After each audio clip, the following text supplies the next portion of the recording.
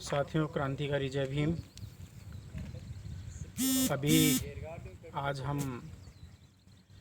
विराटनगर, जिसको बैराट भी कहा जाता है, बीजक की पहाड़ी पर हम आए हुए हैं। और ये प्राचीन बुद्ध विहार है, ऐतिहासिक स्थल है, जहाँ पर सम्राट अशोक का शिलालेख भी मिला है।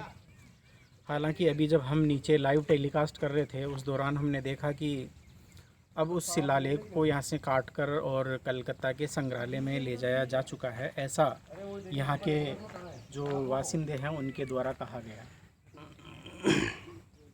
लेकिन ये दोबारा हम जो है वीडियो इसलिए रिकॉर्ड कर रहे हैं ताकि पूरी जो सच्चाई और पूरी बातें हैं वो आप लोगों तक सामने आ सके।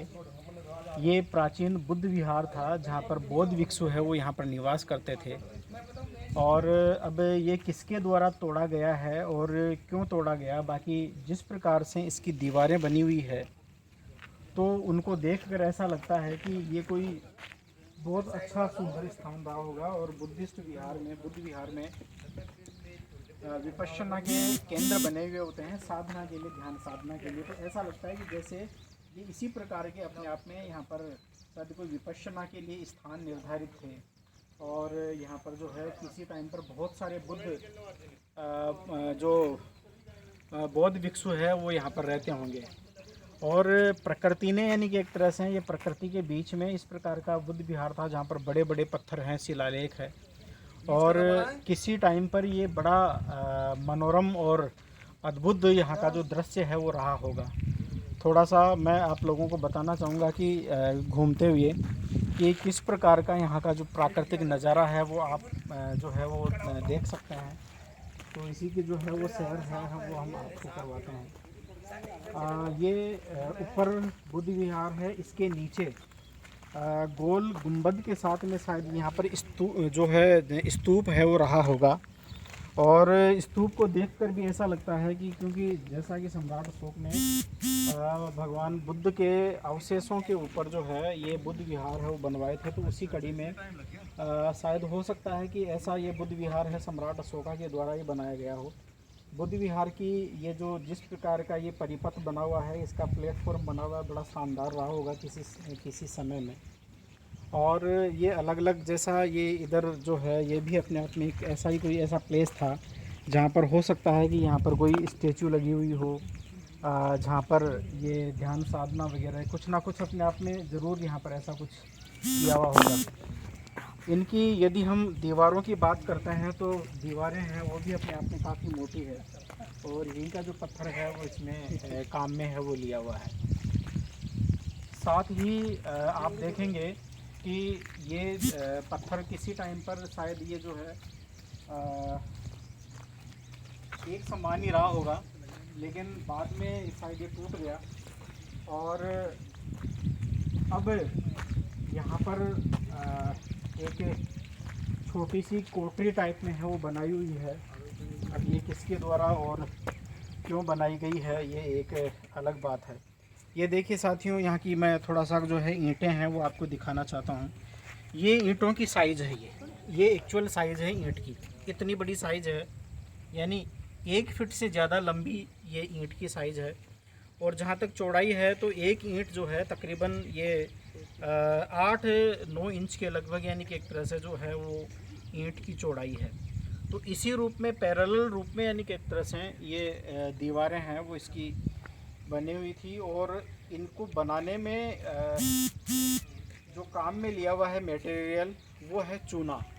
ऐसा कहा जाता है कि जो चूने से बनी हुई इमारतें हैं वो 500 साल में जाके और जवान होती है। यानी चूना आज के सीमेंट की अपेक्षा है, इसकी जो मजबूती है वो कहीं ज़्यादा हुआ करती थी। और यही कारण है कि ये बहुत पुराना, यानी कि एक तरह से स्थल होने के बावजूद आज भी इसके अवशेष विद्यमान है। जिस प्रकार से इसकी दीवारें और इसकी जो इंजीनियरिंग जो देखने को मिलती है, ऐसा लगता है कि प्राचीन भारत की ये भवन निर्माण कला है वो उत्कृष्ट श्रेणी की रही हुई है। ये एक अलग बात है कि किसी न किसी षड्यंत्र के तहत यहाँ की मूल सभ्यता और संस्कृति जो यहाँ के जो मूल निवासी है ये उनकी थी। इस श्रमण संस्कृति को एक षड्यंत्र के तहत है वो धीरे धीरे यानी कि एक तरह से ख़त्म कर दिया गया, और आज शायद यहाँ के जो मूल निवासी है वो भी इस सभ्यता से जो है शायद दूर हो गए। अपनी सभ्यता और जो संस्कृति है इसकी जो पहचान है शायद आज उनको नहीं रही। मैं थोड़ा सा कैलाश जी आपसे आग्रह करूँगा कि थोड़ा और आगे आइए। ये देखिए इस प्रकार से यानी कि एक तरह से ये यहाँ पर ये प्लेटफॉर्म बने हुए हैं, जहाँ पर इनको देखकर ऐसा लगता है कि शायद यहाँ पे किसी टाइम पे एक भव्य यानी कि एक तरह से जो है इमारत, सुंदर इमारत रही होगी, और जिसमें कोई सैकड़ों जो बुद्ध भिक्षु है वो रहे होंगे। थोड़ा नज़दीक आइए ताकि आवाज़ है वो रिकॉर्ड हो सके। आप दूर रहेंगे तो आवाज़ है वो रिकॉर्ड नहीं हो पाएगी प्रॉपर, और थोड़ा नज़दीक रहें। और मैं आपको एक कोने की तरफ है वो लेकर चलता हूँ।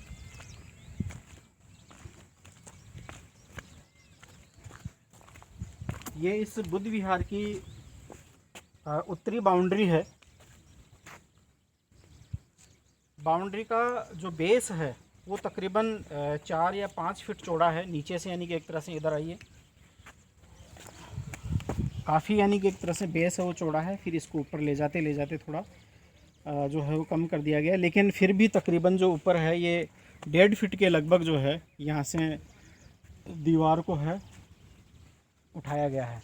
और ये बड़े बड़े यानी कि एक तरह से पत्थर हैं, हिमखंड है।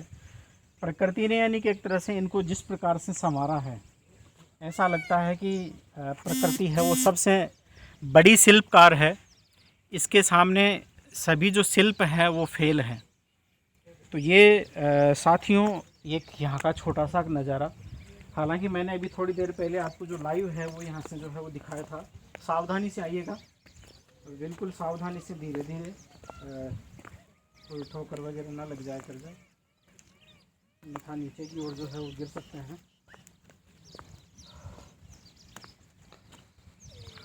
साथियों वो उधर एक जो है वो बड़ा शिला खंड, ऐसा ही एक शिलालेख है, शिलाखंड है, सॉरी शिलालेख नहीं शिलाखंड है, बड़ा पत्थर है।